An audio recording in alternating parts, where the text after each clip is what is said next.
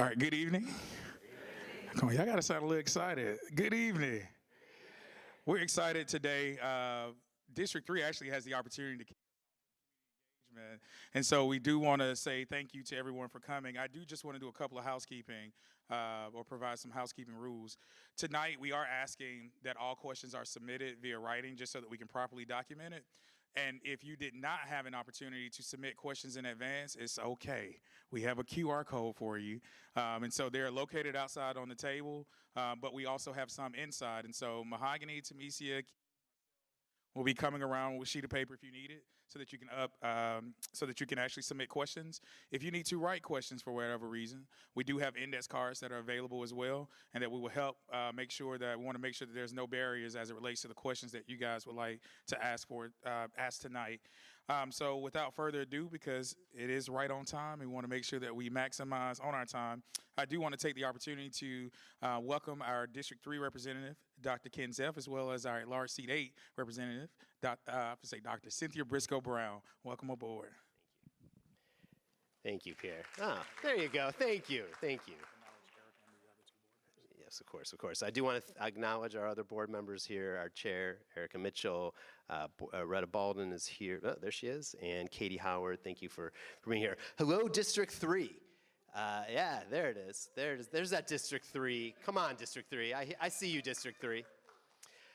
Look, last Tuesday was a really important day in the story of Atlanta Public Schools. Last Tuesday, this board came together and unanimously named Dr. Bryan Johnson as our sole finalist.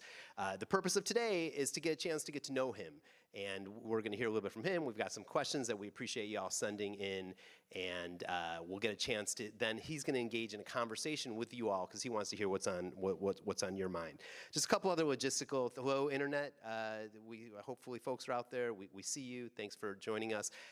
Just to manage expectations, we're not going to get to every question and everything that's on folks' minds in this 1 hour, which is why we're doing 6 of these. They're all free. You can come to any one. If you go to 5, the 6th one they don't charge you for. There's going to be one over the next 2 weeks. It's actually a 2-week period before state law says that we can sign a contract. We're actually going to go 3 weeks, and just to make sure there's enough public engagement. We think that you're going to appreciate Dr. Johnson as much as our board has. Let me just say, when I and I'll turn it over to my colleague, board member Briscoe-Brown, in just a second, to get us going with questions. But as I thought about what made Dr. Johnson so compelling, there's kind of 2 criteria that jumped out of the leadership profile, and really my own experiences. Leadership. Have you done this work before? Do you have that experience? And have you proven results? Have you demonstrated results? And in both cases, Dr. Bryan Johnson really wowed the board. When he was superintendent in Chattanooga, a district roughly the size of Atlanta Public Schools, he moved that district from 130th in the state to number 2. When he took literacy rates, he moved them up by 10 points during that same period, 8 to 10 points depending on how you do the math, and that was during COVID. When the rest of the country was losing 4 and 5 points in student proficiency, something different was happening in Hamilton schools, and that magic is what we wanted to, what got the board excited. And it wasn't just the folks that looked at the data that recognized this. He was named Tennessee Superintendent of the Year, and then the national organization, ASA, the National Student Superintendent Organization, named him one of the 4 finalists for Superintendent of the Year in the country. This combined with some private sector experience, some experience at higher ed, is what made his candidacy so compelling. And by the way, he's got a 7th grader, a rising 7th grader, that's going to be moving down with him here and his wife to enroll in Atlanta Public Schools, making him what I think is the first superintendent in recent memory that's actually had a student enrolled in our schools. So I'm super excited about hearing from him today. Let me turn it over to my colleague, to Cynthia, to tell a little bit more. Thank you, Ken, and thank you to all of you for being here, whether you're here in person or online. This is a great week in Atlanta Public Schools. We're excited about Dr. Johnson, about his joining us as our next great superintendent and our next great leader. The 2 things that spoke to me most the things that spoke to me most as we were making this decision were first his strong record in working with partners to benefit the system. He spearheaded a partnership in Chattanooga with the local electric power board and the community to provide broadband access for over 28,000 students eligible for free or reduced lunch. And over he gave us examples of how he worked with the community and with the leaders in the community. I was also really impressed by the level of homework that he had clearly done about APS and his excitement and his passion and just his real interest and excitement about being here. And finally, he told me, he said that he found his success in bringing folks together to move the work forward. And I think you'll agree that's something we're looking for in a leader, and I think it's something that we found in Dr. Bryan Johnson. So I want to ask you to welcome him to the stage.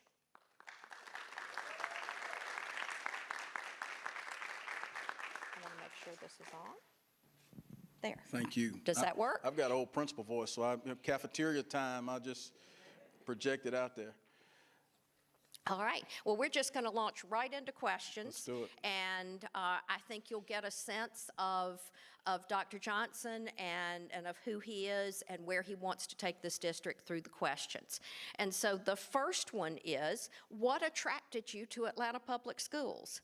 And how has that influenced your personal goals and visions for our district? Yeah, so a couple of ways I'll talk about this. One is the unique opportunity, and I shared this earlier with the district office staff, some of the district office staff, is that my belief is that Atlanta Public Schools is poised and positioned to be the best urban school district in the country. And, you know, if I'm your superintendent, I wake up every single morning thinking about how we do that. When I look at the combination of resources that exist, the focus of the board, the investments that have been made, the list kind of goes on and on. There's no reason why this district shouldn't be in that situation. And so I'm really excited about the opportunity to come and serve children. You know, when I think about the 50,000 plus students that make up Atlanta Public Schools, you know, and I got to meet several faculty and staff earlier and administrators a little while ago. We get the privilege, really, of having a direct impact on their future success. And so that excites me. That opportunity excites me. And then the second thing I would say is Atlanta is a great place. As was mentioned, my son and my wife, we see Atlanta as a place we can call home. You know, we're not looking to come and be for 6 months or a year or 2 years. Or we want to call this place home. And I share with the board my genuine hope and aspiration is that as my son graduates in 7 years. Today I say thank the Lord, but we'll see what I'll be saying. I'll probably be crawled up in a ball when he actually does leave.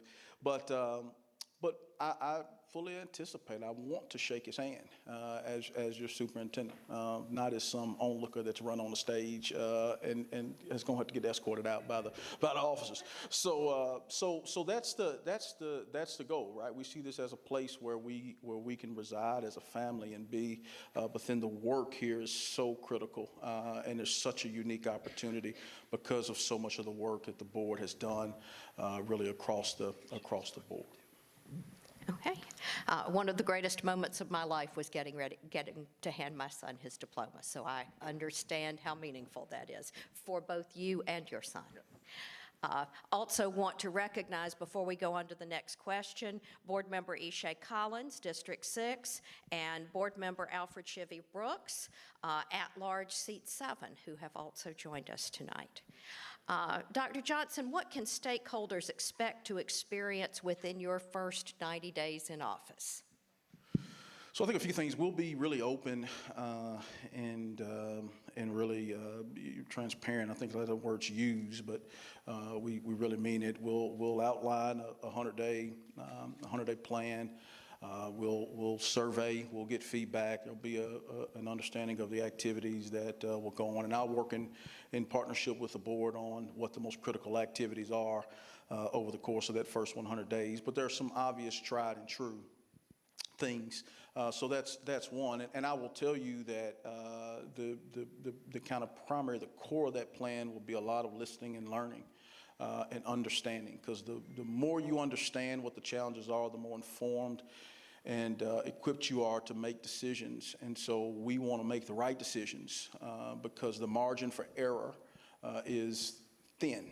I told the group today, so I'm a teacher at heart, so so forgive me, okay? I talk a lot about high reliability organizing, and when you talk about high reliability organizing, I was telling the group that you should defer to experts. There's deference to expertise is one of the 5 principles of high reliability organizing. And so when I start to think about what the first 90 days looks like, the first 100 days looks like, or 120 days as the question was posed, I want to have a level of deference to expertise and understand what's transpiring on the ground, but then we want to go attack the work. So let me just be clear that there is an unapologetic sense of urgency about student achievement. There is an unapologetic sense of urgency about student achievement. And so, we want to be able to move with a level of focus and precision that puts children in position to succeed. And that success just trickles throughout the district. So there'll be a lot of listening and learning. The activities or tactics will be clear, but we want to also move with a clear sense of urgency about moving student outcomes forward. Okay. We talked a couple of minutes ago about your success being built on bringing people together to move the work forward. Can you tell us a little more about your leadership style, how you've done that, and specifically how you've built trust and collaboration?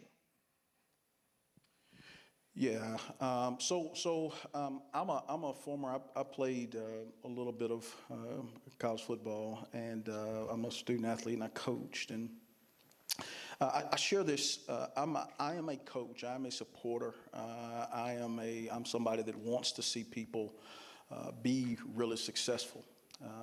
We're talking a little bit earlier. Nobody gets up in the morning. Few people get up in the morning and want to be unsuccessful. Most people get up in the morning with a desire to be successful. And so then the challenge and charge for me as leaders to see how I can support them in working towards that success. And so the truth of the matter is, when I think about myself as a leader, I want to see people be all it is that they desire to be. I want to see our children obviously be extremely successful. And then, I have had the experience of bringing people together to do really big things and really small things. One of the things I shared in my former superintendency, and I told them this, is that if you're looking for Superman, I stand before you. I'm not him. Okay. What I am is somebody that understands how to move student achievement. I understand how to lead. I understand the things that are really important to schooling. And so because I have that level of understanding, I also understand how to bring people together to move the work. And so the truth is, we're going to be better together as a community. We're going to be better together as a city in support of our children when and if we can coalesce around what's really important. What are the key things that are going to move out? And our board has outlined some really clear areas that I shared. Something that excited me about this particular opportunity. And when you think about what they did in this last budget cycle, the commitment to employees. And look, I share multiple times. those. that a budget is a statement of, what you believe. But when you're dealing with big budgets, you never get it all the way perfect. You take your absolute, I wasn't a part of this budget cycle, so let me just speak to my experiences with budget cycles, okay? You try to get it as perfect as you can. You take all the feedback you can, you look at all the specific areas that you want to address, and then you try to apply the resource in a priority-based way based on a strategic plan, based on what the feedback has told you. That's what your goal is, right? And so this board has laid out some really clear areas when it gets to, literacy. We have to focus on literacy. Special education, we have to focus in on special education.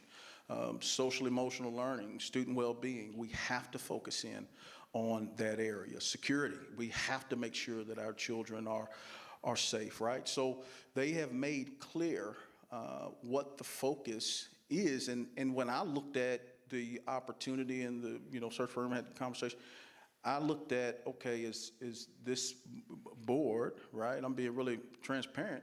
Are they investing in things that are important to me? Because I believe you have to have a really strong marriage with your board, right, in order to be successful. And you have to have a really strong marriage with the community in order to be successful. And so the reality is, if I'm your superintendent, we're going to be in a relationship. And sometimes in a relationship, you're not going to like me. That's okay. I want to find out why you don't like me, and I won't say vice versa because I know we got, but sometimes, there might be some tension, and sometimes there's tension in relationship, and that's okay. That's a part of growing and evolving and doing the right work, the hard work in trying to get better. So I'm sorry, long-winded, and we're going to have to, I know I want to give time, so keep me on pace here because I'll talk about any of these over and over because I just. That's okay. You just combined two questions Perfect. into one. So thank you for being. We're fine. Yeah. Talk a little more about your background advocating with business and nonprofit partners as well as government entities to find resources of both of time, talent, and treasure for our kids. Yeah, so I give a couple of specific ones that I think are pretty headline, and then I want to talk about a third thing. So thing one would be Future Ready Institutes. When I first got to the district, we launched career academies across the high schools. And the funny thing is, we were trying to launch about 6 to 8 of those career academies, and I went into a principal's meeting. So I'm a former principal, I'm a principal teacher, so I understand principles. And so I presented it as a choice, hey guys, and I guess the presentation was pretty good because we went from 6 to every traditional high school in the district wanting a career academy. But we knew we had a little bit of a challenge because we wanted them to be branded partners, and we wanted to have everybody from Blue Cross in our community to EPB which is Electric Power Board. We're guilty of using acronyms all the time in education. The Electric Power Board and several others that we wanted to make sure they invested and that we were aligning to what they needed explicitly. And so we were able to get each of them to commit to more than $250,000 over the course of 5 years, and some of them followed up and re-upped. And so it was really, it's been really transformational in getting our students access to early post-secondary opportunities, dual enrollment, dual credit, et cetera. The second thing that I would speak to, and you spoke a little bit to earlier in the introduction, is the access to high-speed internet. So we had a great resource in EPB, Electric Power Board, that had run the fiber throughout the community, but we hadn't fully lit the fiber, so to speak. And so when the pandemic hit, and I shared with somebody, maybe today or tomorrow, the day's running together now, but I shared with somebody, I said, hey, we thought we did a really good job when the pandemic hit, and we sent kids home with packets, and we said, y'all take off, and we got food on buses and got it to the kids, and we're sitting there kind of celebrating. And then that was like on a weekend. That was on a Friday going into the weekend. On that Monday, I remember getting an email from a teacher saying, yeah, y'all can celebrate. You did a good job about all that, but you do realize that half of my class couldn't log on to the Zoom today. And it hit me like, oh, we really didn't do a good job. We really got some opportunity here. And so that prompted me to go talk to the Electric Power Board, the CEO, and when I think relationship, the ability to text the Electric Power Board CEO directly saying, can I come meet with you within a day or two? I'm in the meeting, in the conversation, and from there, we put together a strategy to raise $10 million in about 3 months to serve 28,000 plus children with free internet for the next decade. And so, and here's the thing, that will be perpetual. I pity the superintendent that comes in and takes away the internet from the kids. And so, that's the way we want to try to do it. Now, again, that's not a Superman. That's an engaged community where people believe in the vision. And I always tell people, even me standing here right now, right? If your vision, I told him, it does not scare you. Quote, I don't know who said it. I want to give credit to whoever the credit goes to. If it does not scare you, you're too small, okay? And so I'm standing right here right now because I've pressed myself to discomfort, right? I pressed myself to challenge to serve children really exceptionally well. So, Ken, I'll turn to you. And let me say, my beautiful wife, so my son, somebody— Shout him out, get him stand up. Yeah, Where is she? The question, so there's often the question about context about Atlanta. It just so happens that my little bitty 12-year-old right here is— Can you ask him to stand up? I don't think people on the internet got the joke. Stand on up, boy. Don't make me come back. My little bitty 12-year-old is— yeah. So anyways, he's playing baseball in Atlanta. I've been playing all weekend. So my wife, they happen to be down here. So thank you all for coming. Thank you all for coming. I know this has been a busy week. It's not going to let up right away, but at some point it'll slow down. And by the way, we turn the heat on here to try to simulate the experience of being a superintendent. It was on at the central office too. So a little bit. It's no joke here. Welcome to summer in the hot ATL. Atlanta, you know, it's like really hot. We're trying to make this experiential. Yeah. So one of the District 3, so these questions are coming in, and for those of us that live in District 3, there is a question about utilization of buildings. You are in Midtown High School, which is rated for about 1,50 kids, and there's about 1,700 kids that'll probably show up in August, maybe more. How do you think about, obviously we're not looking to solve these problems tonight, but how do you think about managing capacity utilization in some parts of our community that you'll be over in the next couple of weeks are under-enrolled, and then you've got communities like this that are over-enrolled. Talk us through your thought process. Yeah. So that's a real challenge that's not isolated to Atlanta. It's a challenge that exists in many districts across the country. Even the district I just left, there were situations where we had to make tough decisions around how to best utilize our facilities. So the first thing I want to say is this: I think it's really important to ensure that there is a discipline and that we systematize the way in which we look at facility work. We have to, we should be engaged in the conversation on a regular basis where we look at capacity, current numbers, and we take the community through the decision-making process in a really transparent way, such that we don't have to be in a reactionary posture. The reality is, if you take this building, you take any school building, I don't want to take this building because it makes it personal, so let me take my experience, history. You can see a school building reaching capacity 3, 4, 5, sometimes 10 years down the road. And so you do those projected enrollment numbers and you roll them up. They can go back and pull the data year over year. You can look at the clip that's growing. You look at the amount of houses that are being built. We had a ratio of 2.2 children per house. So we would take there's a whole structure to this work, right? And ops has to be a part of that, work. And so you are able to project what's going to happen with enrollment. Now this building is going to be at 112% capacity. We got to do something. We're beyond doing something.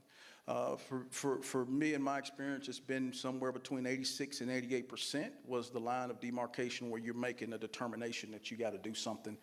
And so you just do that every year. You do that every year. You look at what communities are growing. You look at what's happening with individual schools, and you work to bring that before the board and engage the community in the process, such that it's not a one-time, oh my gosh, we gotta change this building right now, because that's when people get really frustrated. I came from a community that when I was chief academic officer, our community was growing 6, 7, sometimes 1,000 students a year, and still on that clip because Nashville butted up to us, and people didn't want to live in Nashville because of cost of living, so they moved to Clarksville. So long story short, we redistricted almost every year. It was just a part of the structure. We looked at the numbers, we looked at the roll-up, we looked at how many students per household, how many permits are pulled, and we did the math, and then we made a recommendation to the board based on going out and engaging the community and having the conversations transparently. So that same kind of structure would be what we want to implement here, whether it be this situation, which sounds like it's probably over capacity already, but that's really for any building. And then you're underutilized, you got to make hard, you got to have some really hard conversations. Because there's an operational efficiency component, and that's tough. But those are hard conversations the community has to have, because you only have so many resources. And the more resources I peanut butter spread, the less intentional I'm able to be with specific targeted areas of need. And there's real opportunity to lean into that. So let me build on that, because I think you hit a really important point, which is, the community's been through a lot. Communities have been swayed by previous administrations, by demographics, by whole histories of challenges.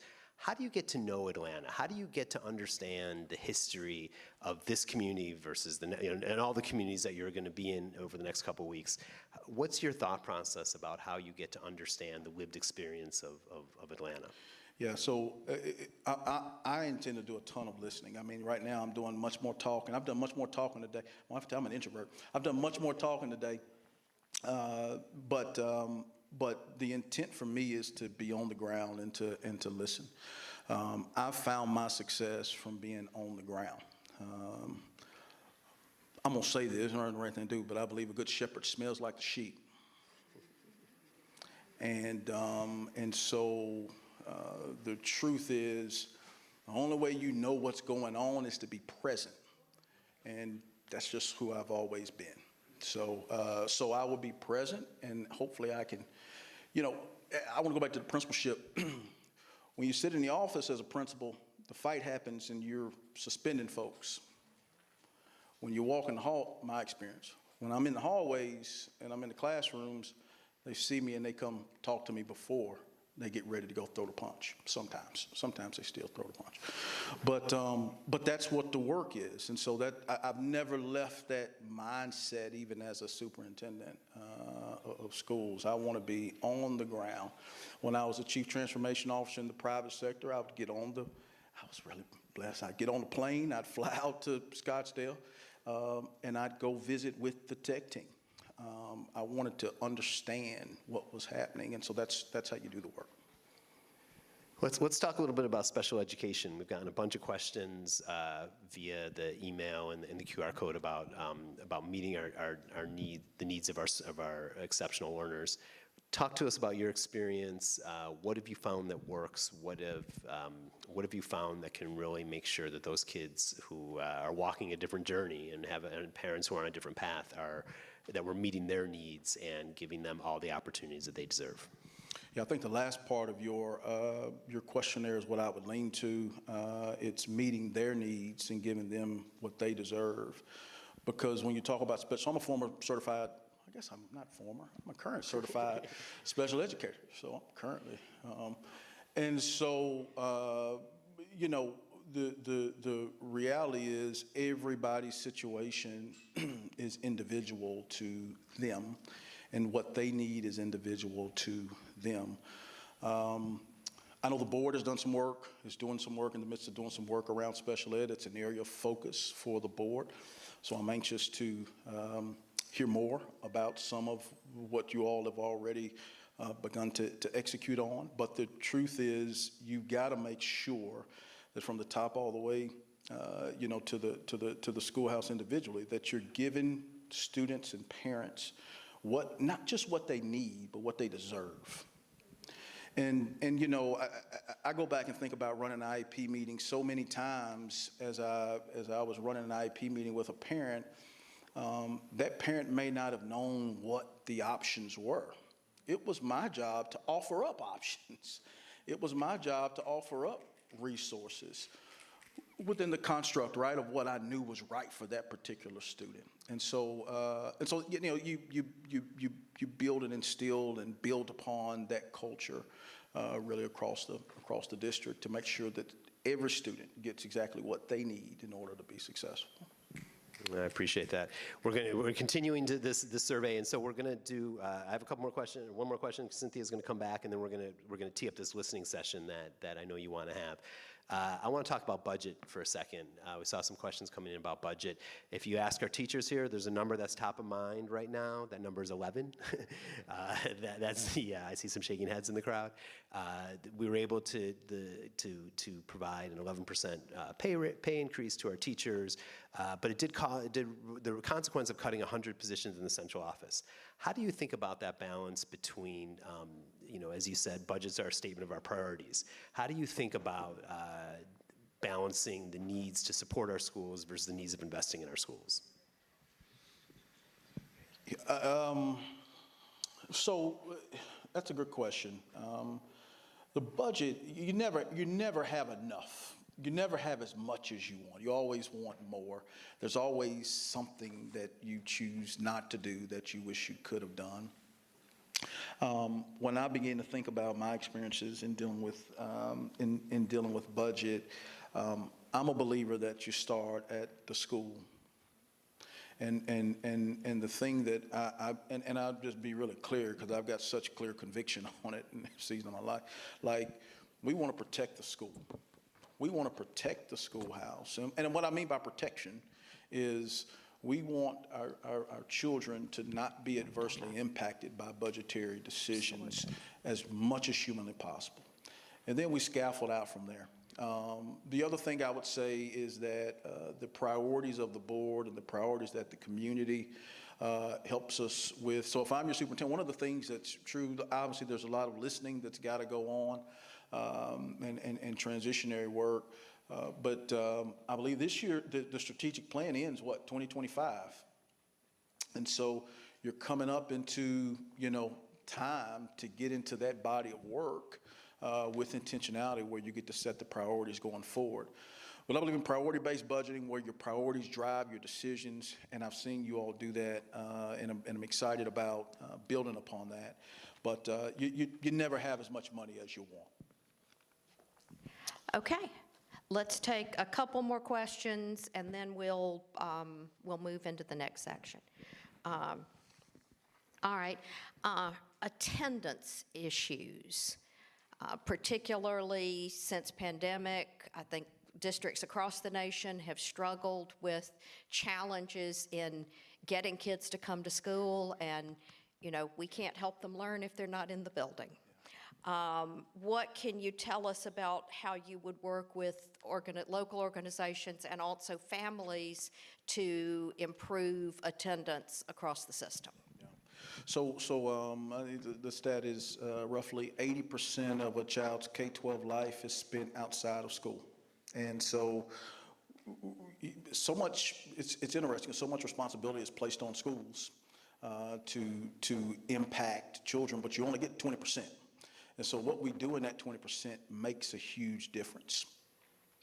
A couple of things that I've been a part of that I think are really opportunistic here or really opportunities is, we work through convening of local partners through an out-of-school alliance is what we call it. We were a part of Harvard Ed Redesign Lab, where we really focused on this kind of community impact and how do we mobilize so many of our on-the-ground organizations. I'm bringing one to mind, like Northside Neighborhood House. That was in a particular part of our community. And how do we bring those partners around the table to help us lean into that 80%?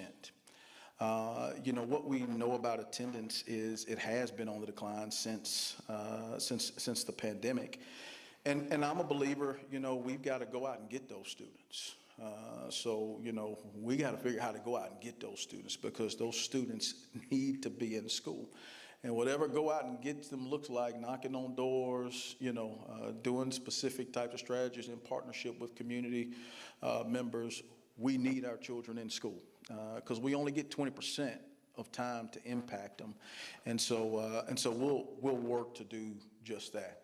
We are sensitive to the fact that we have a finite scope. Okay. CTAE. Here in Atlanta, we have both our Atlanta College and Career Academy, which is our one-stop shop for state-of-the-art programs in over a dozen disciplines now. And we also have some school-based programs. Talk about this is a softball question, because I know I can say, talk about your success with CTAE and how you would apply that here in Atlanta, particularly in the area of computer science education. Yeah.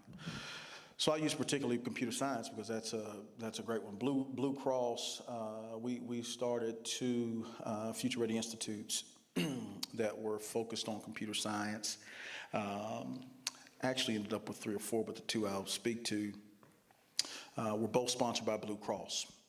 And here's what happens when you can kind of work in partnership with the community. We started out with Blue Cross saying, would you go be a branded partner? And they picked 2 schools to go be branded partners with, and redid the space and gave the schools money, and more importantly, gave their expertise, brought the students over to Blue Cross, advised on the curriculum, et cetera, et cetera. And then they got so, I would say, intrigued by the thought of taking these 9th, 10th, 11th, 12th graders and getting them more deeply embedded in computer science, that they also knew that they had a workforce gap, okay? And the only way to solve that workforce gap is to try to hit the accelerator on these students that were coming in. And so they launched what's called Blue Sky, which is an accelerated 2-year bachelor degree that the students actually make $15 or $17, $18 an hour while they're getting their bachelor's degree for free. And then they get to walk right into a job at Blue Cross, making $55,000, $60,000 a year.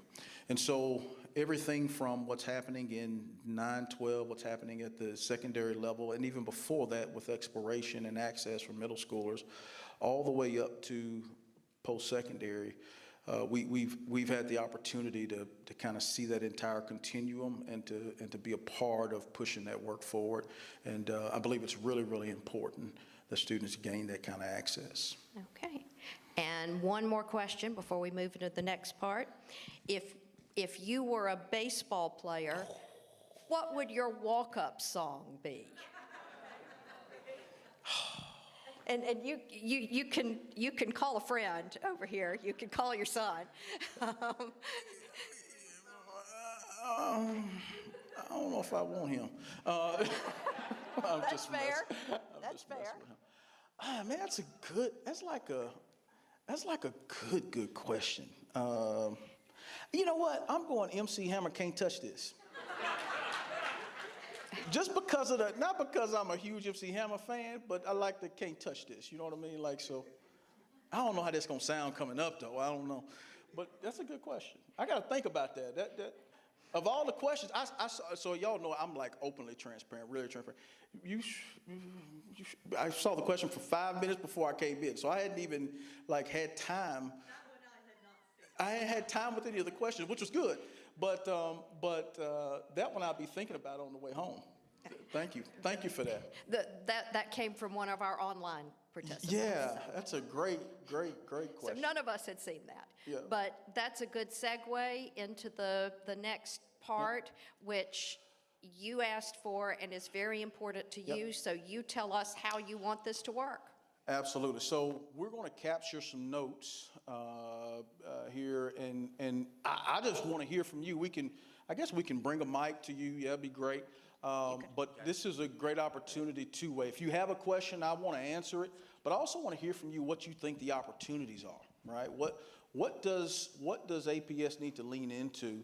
And what's important for me to know, I think, as I look to potential transition to the community. So it's a two-way street. Don't be shy, because I know. Here we go. I'm gonna hold the mic too, so we can make sure. You wanna come up? Okay. How y'all doing? I guess my question would be around social determinants of health and looking at ways APS can invert the burden as it relates to, like, I saw a report released recently from the United Way data points, and it listed a lot of our early childhood development centers and early childhood centers in general are typically under-enrolled, yet we know those are the most critical points. So how does APS work in tandem with other organizations to make sure that we're hitting our hardest need scholars? Tell me your name. Akeem Williams. Akeem, what do you do? Do a few things. I'm the PTA president at Mays High School. I sit on a board called Archie Collaborative. I'm co-chair there, and I be in the community. Yeah. So I value that question. You know, you raise what is a great opportunity, because, you know, when we start to talk about, let's talk about, can I connect that to literacy as you talk about this early childhood piece? You know, what we know is that the birth to 5 make a huge difference. And hadn't had much time to talk about birth to 5 because everybody gets focused on, and I do too, the third grade literacy rate, like we got to get that third grade literacy rate up. The truth is, if we haven't set the table, then a lot of times when we get them in kindergarten, we're trying to catch up for all these years. And so there's a lot of opportunity in that particular area, in particular, in which I love to lean in, understand what usage currently is, understand what opportunities currently exist, and understand how we can maximize it. Is it an issue where you know, we haven't streamlined the way in which we get the information to parents? Do we need to make sure that more voices are aware of what opportunities exist? But we got to beat the pavement on that particular, on that particular area, and many others. But that's such a great opportunity that we should be leaning into. And I'm anxious to. I love the question. I want to see where you work because I'm always recruiting. But also, look, the early learning access. When you got access, we're not taking advantage of it. Then there's a disconnect, and we need to understand what that disconnect is. Appreciate the question. I don't know where. I don't need a mic. I have a. We got you. We got it online. We got an online audience. Yeah. Okay. I'm going to try to get through. I have a fear of public speaking, so it might not sound good, but bear with me. Does anybody know how many APS high schools we have? One of our board members? 13? So we have 13 great high schools. And ever since 2001, when I graduated from North Atlanta, we have really focused on 2 high schools. And I think it is time to dismantle that thought. We have parents breaking their necks to get their kid into this school or that school. It is unnecessary. My husband and I went to one good school, one maybe not so good school. We have the same amount of education. I went to a good school, though. Where did you go to school? Booker T. Washington. Oh, okay. 100 years old this year too, right? 100. This is the first Mr. Booker T. Washington ever in the history of the school. Are you 100 years old? Third, he is. He's looking good.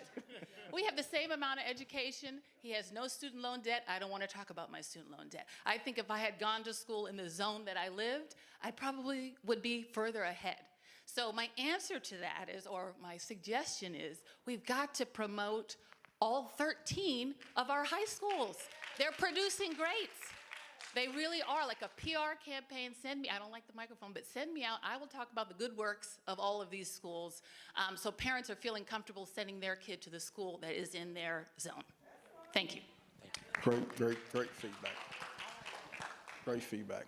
We're capturing all of, so one of the things I'm asking that we do, and I think we'll be able to pull it off, is for tomorrow's meeting, we want to be able to share some of these thoughts and themes, because there may be some seconds, you know, and then there may be some new ones, but we want to let people know kind of what came of it. How y'all doing? I'm from the Bluff area, over there in Vine City. So what my question is, the safety of the kids, as far as the nutrient, the breathing, the sitting, the living, the grounds. You know, my baby been going to Hollis for years, 4 years now. Nothing's changed. As far as the maintenance, they inhaling the wrong thing. So what we trying to do is see if we collaborate, like she said, get all 13 of them together. Can we get all the elementaries the same? Can we get them all living the same, breathing the same, eating the same, safe the same, everything? Can we get them all the same? That's all we asking for, the same. And we're not getting that. We're not getting that at all. We haven't got it in 4 years. 4 whole years.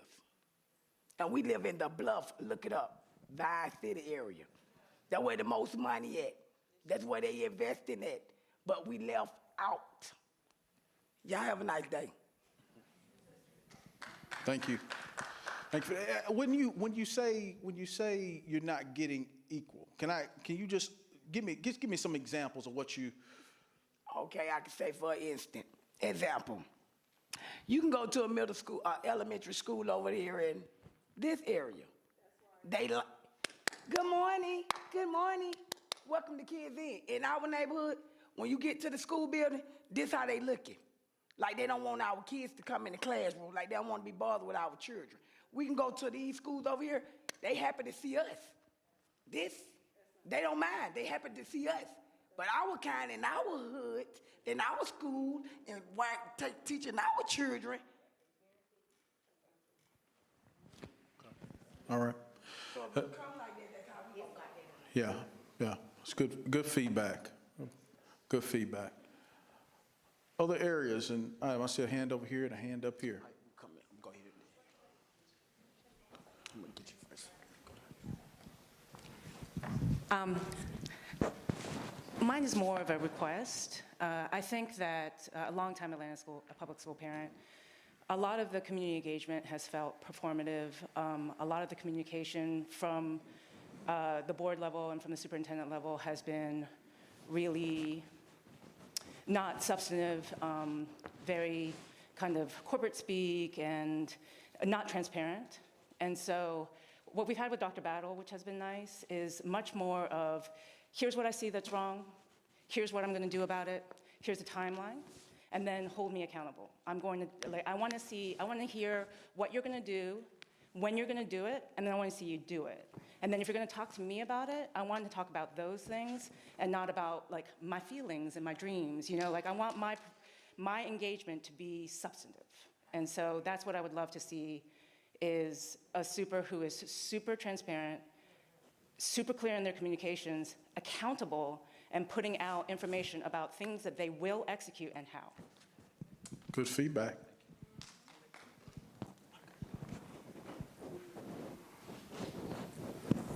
Hello.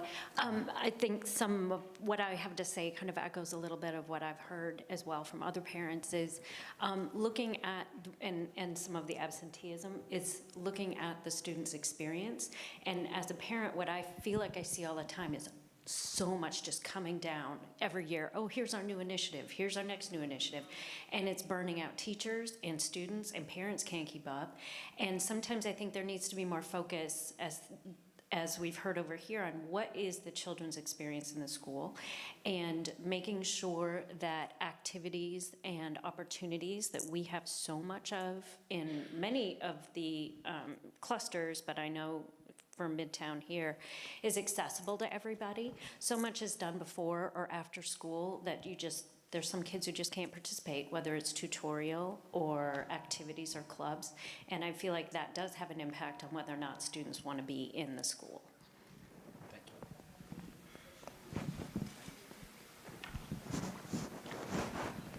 How you doing? My name is Nisha Dobbs, the Parent Support Advisor with the Atlanta Thrive.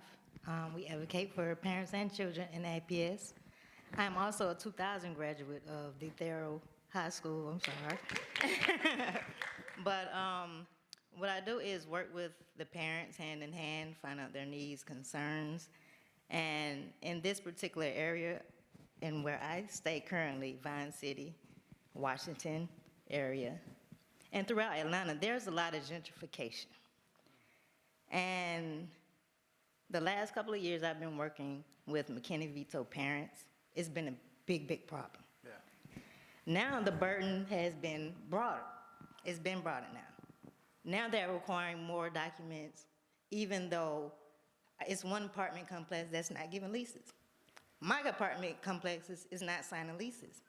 So what is going to be done about those parents and children that are left out? You say you're worried about attendance. That's going to be a big part. Social and emotional is major.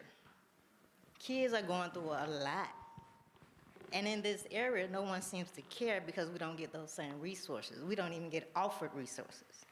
Special education is null and void pretty much. We don't know about child fine. It's federal. Waiting 2 and 3 years for an IEP to help their child because they know they have issues, they want their child to be successful, it's a problem.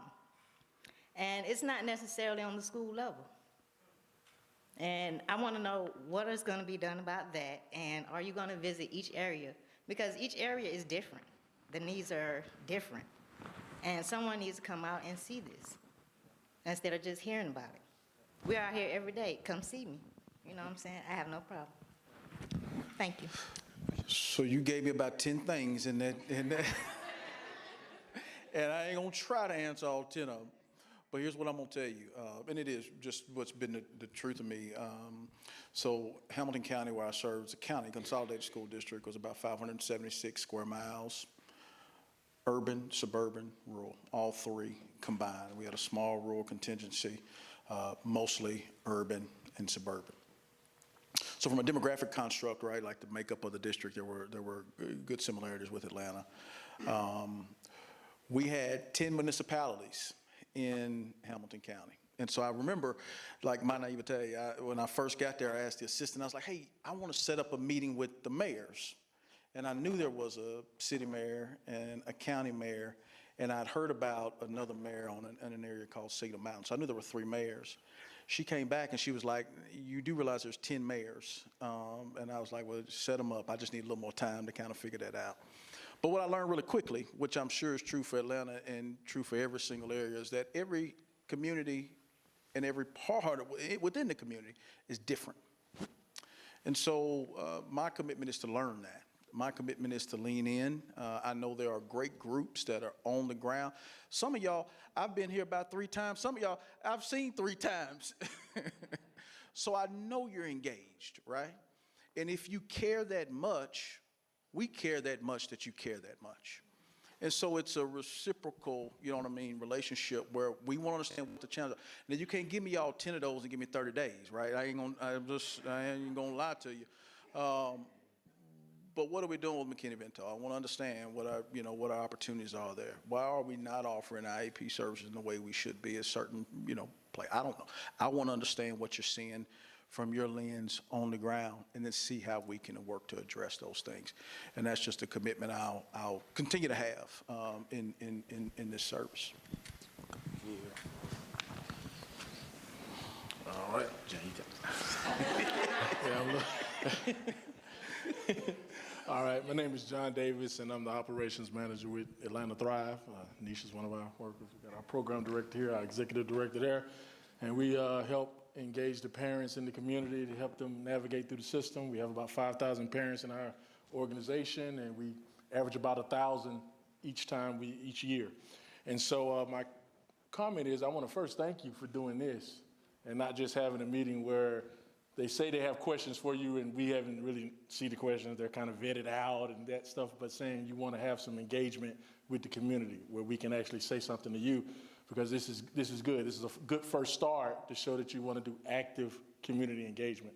Because one thing our parents have always told us is they don't trust the district, they don't trust the board, and they feel like they're not heard. They feel like they're not getting answers. And even though we get 2 minutes to say something at a board meeting, we get no feedback from it. We don't know where those 2 minutes are going. We don't know if it's going into a vacuum. We have less talk, but we don't know where that's going. And so I want to thank you for doing this. And my question is this something that you will commit to do? I'm not saying you have to do it once a month, but quarterly, to say, hey, you will engage the community, get out there with the community, or once a year or something, to say that you're going to actually engage the community and not just stay behind the dais. Thanks. Yeah, there's no other way to do the work. Like I just, I don't know other way to do the work. We want to structure it. We want to make sure we're getting a really broad and deep understanding of what's happening across communities, but we will be engaged, right? That's probably one of the hallmarks of my service to Hamilton County Schools, is that people knew who I was. And look, here's the beauty of when people know who you are. Even if they don't like you, they respect you because you're on the ground, and you understand. And so yeah, we'll absolutely, there a couple things happening. Within 100 days, we'll have, probably some combination of these opportunities plus some virtual opportunities where we can just engage directly. And then we'll set up a regular cadence, and all that stuff will be forthcoming. But we'll absolutely, two-way. We ain't gonna shout at each other, you know what I mean? But we just gonna get clear on what you're hearing and what's there. And it doesn't even have to be this formal, you know what I mean? We'll have some structure set up where, just I'm coming to XYZ school, where y'all gonna be, or I'm coming to you all's event, where's it gonna be, and kind of the same across the board. So that body of work is how you do the work. So yeah, absolutely. Thank you for that. And I just want to pick up on John's point. Just so everyone's clear, this construct was Dr. Johnson's idea. We took questions from the community, and we want to do that because we want to keep the thing moving and want to make it efficient. And he said, I want to make sure there's time to talk to the community. And so not only do you get tonight, but you got 5 more of these. And as I said, they're all free of charge. You will not get charged. You get your card stamped. You get. How about a round of applause for Dr. Johnson? Before you turn your mic off, Dr. Johnson, if you wanted to, as we're wrapping up, if you wanted to say one more comment to the community, and it could be as much as we'll see you tomorrow, and then 2 days after that, and then 3 times next week, or if you want to watch it on the internet, it's there too. But if you want to just say one closing comment, I think the only thing I will say is this: I'm here because I believe in Atlanta Public Schools, and that's it. Like I'm here because I believe in I should add one more word, the potential of Atlanta Public Schools, and look. I've got a little bit of experience in these kinds of seats and places. And so we'll meet the moment with clarity. We'll meet the moment with precision. Politics are everywhere. Since I got a moment, I'm going to take the mic. Politics are everywhere. I'm not a politician. I'm a superintendent of schools. I do teaching, learning, and leading, and we run effective operations. We make sure our board understands what needs to happen, and we engage the community. Politics are part of the job, but if you're looking for a politician, he is not I, okay? I'm going to be abundantly clear about that. Now, I understand that the way I go about the work is the defining difference in students being successful. So we're going to do the work with a level of intentionality that ensures our children, our teachers, our leaders are successful. But we are not enamored or overtaken by what the mission is. I told the group earlier today, the main thing is the main thing. And it's the children. It is the children. And so if this community will focus on the main thing, okay, and know that sometimes we're going to mess up. I don't stand before you as somebody gonna say, oh, I'm gonna get it all right. We're gonna mess up sometime. And I done learned some of y'all already. You're gonna tell me I messed up before I even finish messing up. And that's fine, right? But let's have that dialogue and let's move the work forward, because I'm here for one reason. One reason. And it's because I believe there are 50,000 plus children in Atlanta that deserve greatness. And I believe greatness is within reach. And if I didn't believe that, I wouldn't be here.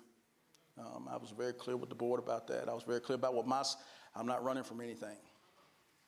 I was in a great situation, okay? I'm here because we want to be here, and I'm excited about what the board is doing. I'm excited about what the community is poised to do, and I'm really excited about what we can do for children. So thank you for that. Ladies and gentlemen, Bryan Johnson. We look forward to seeing y'all a bunch of times over the next 2 weeks. Thanks for coming out.